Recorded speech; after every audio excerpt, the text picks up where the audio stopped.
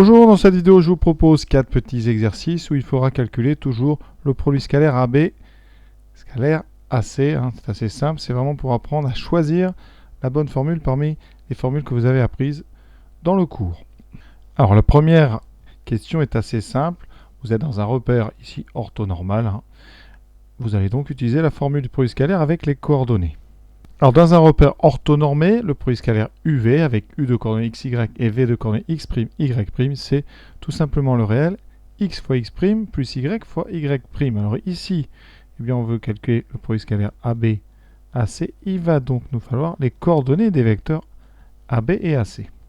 Alors pour ça, il y a deux façons d'avoir des coordonnées. Alors si vous avez le dessin comme ça, vous pouvez premièrement, évidemment, prendre les coordonnées des points. Alors le point B est pour coordonnées donc 3, 0, et le point A a pour coordonnées moins 3, 2.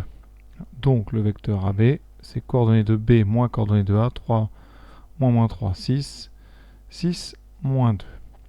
Alors pour aussi faire autrement, en regardant sur le dessin s'il est fourni comme ici, le vecteur AB, vous regardez donc le déplacement qui va de A vers B, et vous essayez de le décomposer. Donc horizontalement, vous aurez donc ce trajet, c'est-à-dire vous allez gagner 6, et verticalement, vous allez ici descendre de 2, donc vous faites moins 2. C'est donc un déplacement 6, moins 2. Le vecteur AC, vous voyez, si on fait ma méthode là, sur le dessin, donc vous regardez le déplacement ici pour aller jusque là, donc on a plus 3, et ensuite vous devez monter ici 1, 2, plus 4. Donc c'est un vecteur 3, 4. AC, 3, 4. Alors, pour ceux qui l'auront fait donc avec les coordonnées, A, c'est moins 3, 2. C, c'est donc 0, 6. On fait donc coordonnées de C moins coordonnées de A. 0 moins 3, donc 3. 6 moins 2, 4. C'est bon. Une fois que vous avez ces deux couples de coordonnées, on les écrit ici. Donc c'est AB de coordonnées 6 moins 2. Scalaire AC de coordonnées 3, 4. On fait donc le produit des abscisses, 6 fois 3, plus le produit des ordonnées, moins 2, fois 4, on trouve 18, moins 8, on trouve 10. Alors le numéro 2, il y a deux méthodes qui peuvent se faire là, simplement. La première, c'est par le projeté. Alors on veut calculer AB scalaire AC. On va donc déterminer le projeté du vecteur AC sur la droite AB. Alors la droite AB, la voici, et on va projeter bien le vecteur AC. Alors si on projette la projection du point A, bien c'est A, puisqu'elle est déjà sur la droite AB, et le point C, vous voyez, va être envoyé ici sur le point O. C'est-à-dire le point C est envoyé sur le point O. Ça veut dire que le produit scalaire ABAC, eh bien, c'est le même que le produit scalaire AB, et ici l'image de AC, AC, il est envoyé sur AO. Donc ça sera le même que AB scalaire AO. Et là, on va regarder le sens. AB et AO, ils sont de sens. Ça, c'est très très important de regarder le sens. AB et AO sont collinaires, évidemment, puisqu'ils sont tous les deux portés par la droite AB, mais ils sont de sens contraire. Donc, si vous connaissez bien votre formule sur le projeté, ça sera tout simplement l'opposé du produit des longueurs, c'est-à-dire moins AB fois AO. Sinon, pour démontrer cette petite partie-là, vous pouvez passer par la formule avec les cosinus, qui donnera AB, longueur AB fois longueur AO, fois le cosinus de l'angle orienté, AB, AO. Et vous voyez bien sur le dessin, vu que les vecteurs sont de sens contraire, que ce cosinus, c'est le cosinus de pi, c'est donc moins 1. D'où le moins. Ce moins, en fait, c'est tout simplement le moins 1 du cosinus quand les vecteurs sont de sens contraire. Donc on a moins AB fois AO. Alors AB, on a un carré ici de côté 4. Donc AB fait 2, AO fait 2. On a donc moins 2 fois 2. Ça donne moins 4. Donc voilà la première méthode avec le projeté. La deuxième méthode, c'est d'utiliser un repère que vous fabriquez vous-même. Alors le repère, je vous propose, eh bien l'origine, donc c'est O. Le premier vecteur. Alors vous ne pouvez pas prendre OB, parce qu'OB mesure 4. Il vous faut un repère orthonormal, ça veut dire que les vecteurs doivent être unitaires. Donc il faudra, si vous devez prendre un repère, il faut votre I et une norme de 1, c'est-à-dire vous allez prendre un quart tout simplement du vecteur OB. Comme ça, sur le dessin, votre vecteur I est ici. Voilà. Et vous allez prendre un vecteur J de la même taille, mais orienté ici sur le vecteur OC. Donc vous coupez en 4 et vous aurez comme ça donc un vecteur J.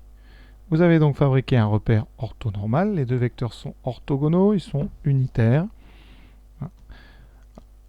Et dans ce repère, les coordonnées, qu'est-ce qu'elles sont? Eh bien, le point O, évidemment, a pour coordonnées 0, 0.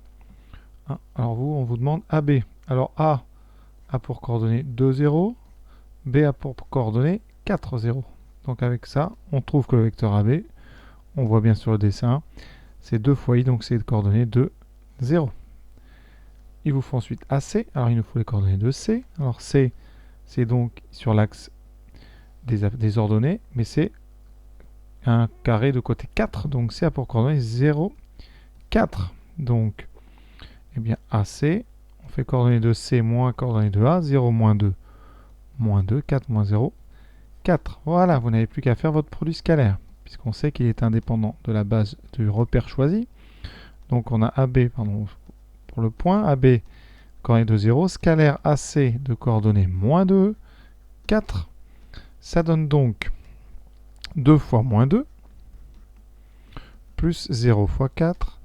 On obtient 2 fois moins 2, moins 4, plus 0, donc moins 4. Vous voyez qu'on obtient la même chose que tout à l'heure. Voilà, donc il n'y a pas d'autre méthode simple pour faire celui-là. On va maintenant passer au troisième exercice. Alors, ce troisième exercice, il est très classique. On prend un triangle isocèle, très important.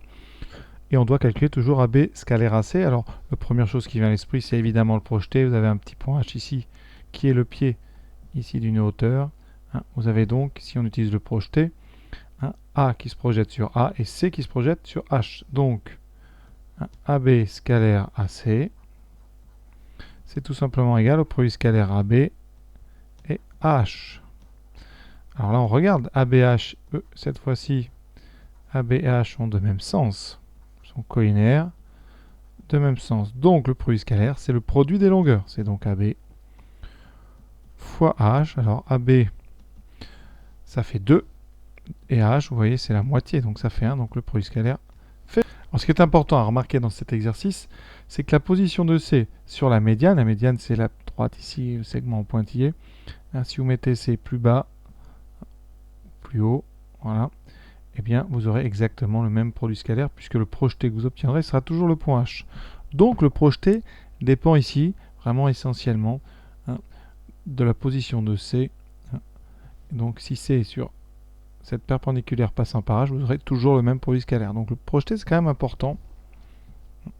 Donc voilà pour cet exercice avec un triangle donc isocèle. Pour le 4 maintenant. Alors le 4, on n'a pas d'angle, donc on va éviter le cosinus. On ne connaît pas toutes les longueurs. Par contre, on a effectivement une possibilité de projection. Puisque si on projette le vecteur AC sur la droite AB, eh bien le point C, vous voyez, va se retrouver ici. En suivant les carreaux. Et donc vous connaîtrez la longueur ici. Si ce point on l'appelle H, vous saurez qu'ici H vaut 2. Et vous êtes donc en mesure de calculer le produit scalaire, parce qu'on l'a déjà répété. AB scalaire AH par projection orthogonale, c'est AB scalaire AH. AB scalaire AC égale AB scalaire AH. Et comme AB et AH ici, le vecteur AB et le vecteur AH sont de même sens, puisque H tombe entre A et B, eh bien, ça vous permet de dire que le produit scalaire ABH, c'est tout simplement le produit des longueurs, AB fois AH. Alors, AB, c'est donné au départ, c'est 5, AH, c'est 2, donc le produit scalaire vaut 10. Alors, on peut utiliser, pour une deuxième méthode, un repère. Donc, le repère, je vais vous montrer ici, en rose. Vous pouvez prendre un repère centré en A, avec un premier vecteur ici, I, unitaire, et un deuxième vecteur J, unitaire. Unitaires sont de norme 1. C'est bien des carreaux, donc on a des carrés, on a bien un repère orthonormal. Dans ce repère, qu'est-ce qu'on peut dire? Eh bien, le point C, même le vecteur AC, a pour coordonnées, vous voyez, pour aller de AC, on fait 4, 2. Et on va faire le produit scalaire avec le vecteur AB à gauche. Voilà. AB, pour se déplacer, c'est 0 et 5. Et donc, le produit scalaire, vous voyez, très simple, 0 fois 4, plus 5 fois 2, ce qui donne 0 plus 10, ça donne 10. Donc, on retrouve évidemment le même résultat. Voilà pour cette vidéo. J'espère que ça vous a apporté un petit peu, en tout cas, d'expérience sur ces calculs. Hein, je vous invite à voir la vidéo suivante où ça se complique de plus en plus. Voilà, à bientôt.